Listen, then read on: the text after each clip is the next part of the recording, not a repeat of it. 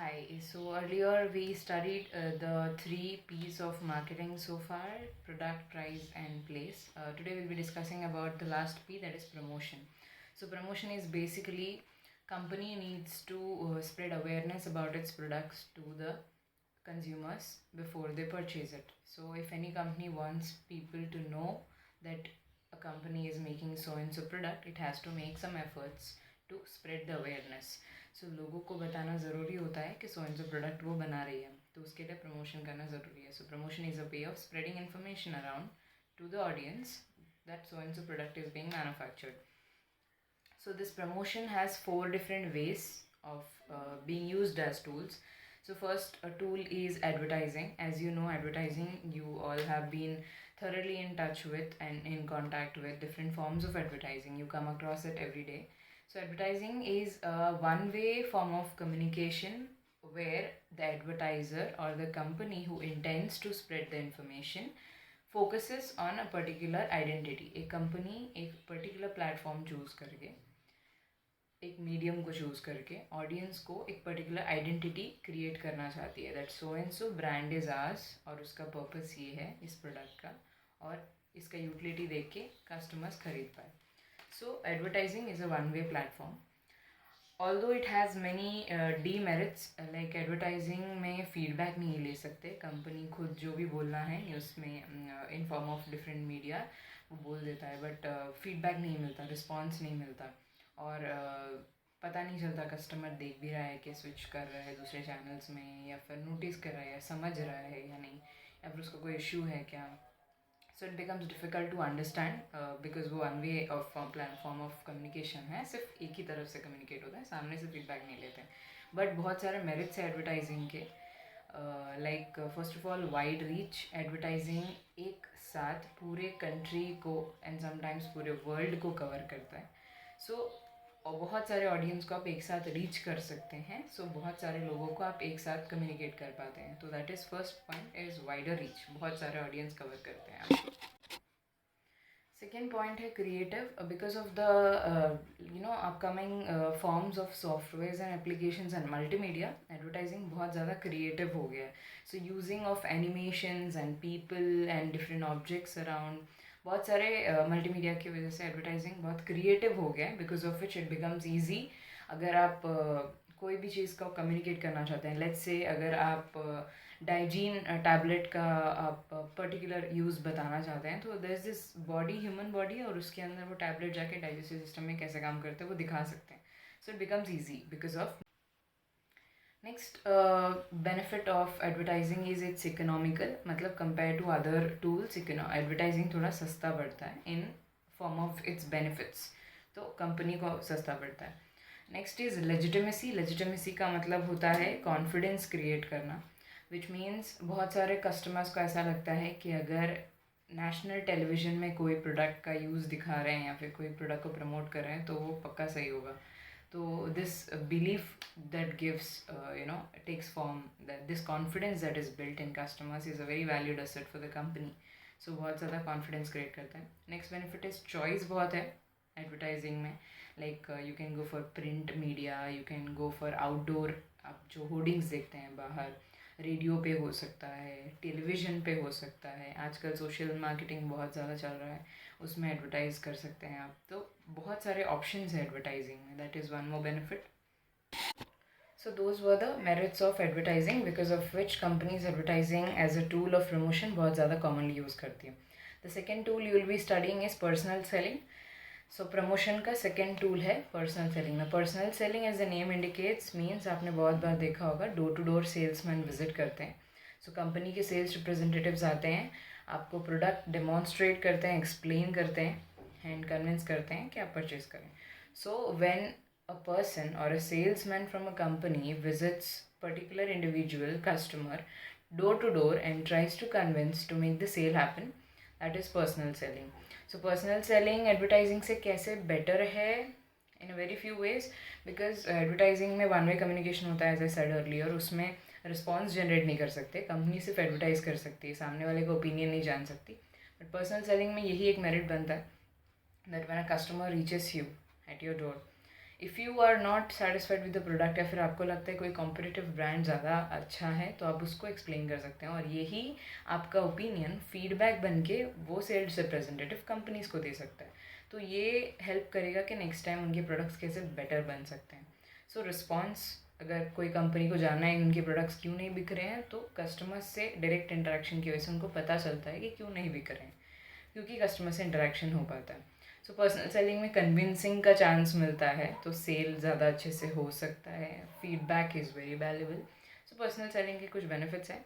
So the topic you need to study under personal selling है salesman को कैसा होना चाहिए। तो certain qualities of a good salesman are good appearance. You can not look आप ऐसे क्रिएटिव बनने के चक्कर में आप बहुत ज़्यादा फंकी लुक्स नहीं कैरी कर सकती। You have to look decent, well mannered, polite होना ज़रूरी है, बहुत सारा पेशेंस ज़रूरी है, अग्रेसिव नहीं बन सकते।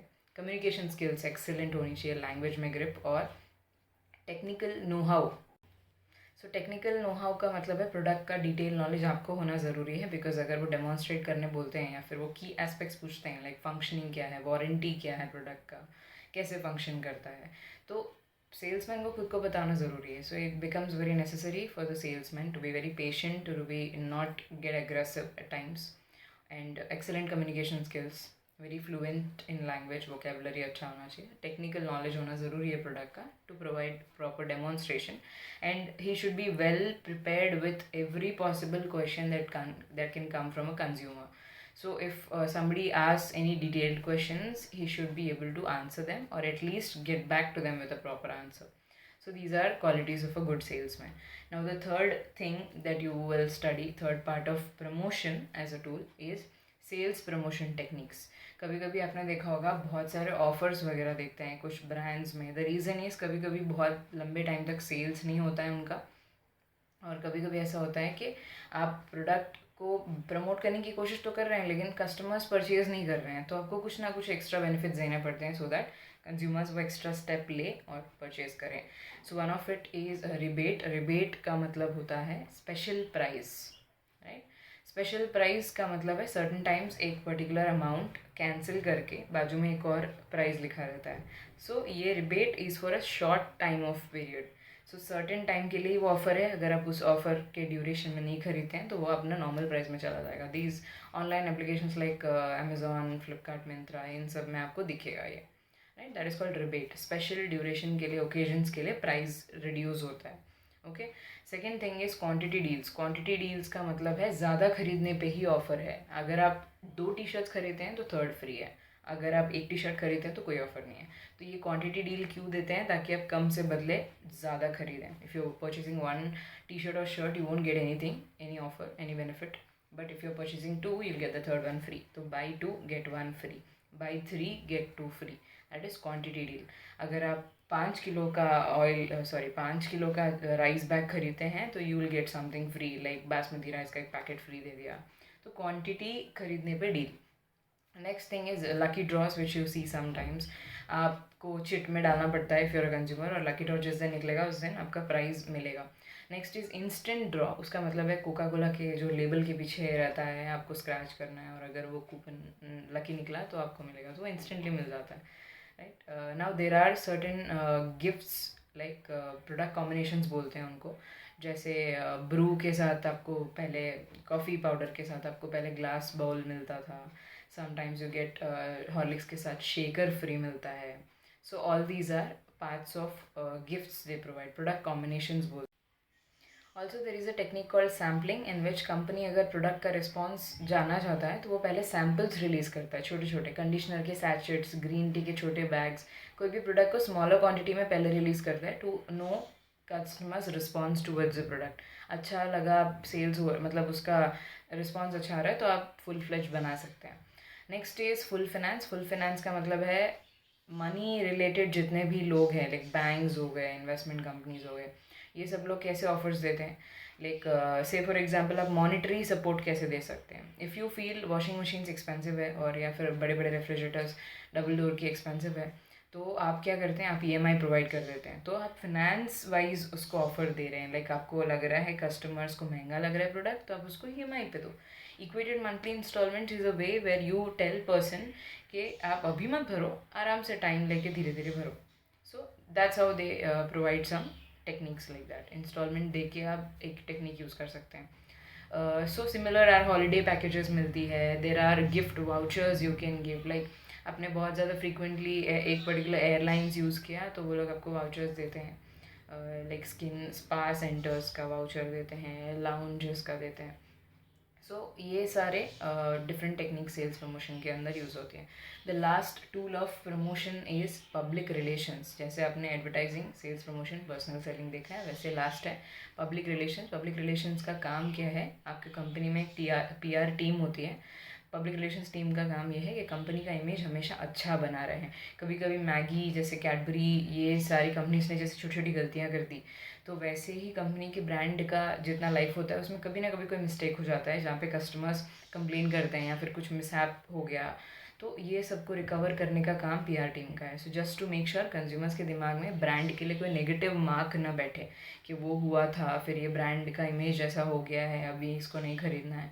तो PR टीम का काम है हमेशा इमेज को प्रोटेक्ट करके चलो। जस्ट मेक श्योर कि आपकी कंपनी का ब्रांड रेपुटेशन हमेशा अच्छा रहे। तो कुछ भी आप मिसहैप करते हैं तो PR टीम तुरंत ही कुछ ना कुछ डैमेज कंट्रोल के लिए सोल्यूशंस निकालती है। So it can be through press conferences. आप प्रेस कॉन्फ्रेंसेस लेके मीडिया से डायरेक्ट इंटरेक्ट कर सकते हैं, आप न्यूज़पेपर्स में आर्टिकल्स दे सकते हैं, आप ऐसे लोगों को, ब्रांड एम्बेसडर जैसे लोगों को पब्लिसिटी के लिए यूज़ कर सकते हैं, आप चैरिटी इवेंट्स कर सकते हैं, आप स्पॉन्सरशिप्स कर सकते हैं। लाइक आपने देखा होगा बहुत बार टाटा ट्रस्ट है, रिलायंस केयर है, PNG है, बहुत सारे इवेंट्स में स्पॉन्सरशिप करता है। That is a way they are trying to remind people के हम है, हमारा ब्रांड है। सो ये IPL में जो स्पॉन्सरशिप्स होती है, क्रिकेट मैचेस वगैरह में बहुत बार आपने देखा होगा बाउंड्रीज पे लगे रहते हैं। This is a way to remind people about a particular brand. So that is called public relations.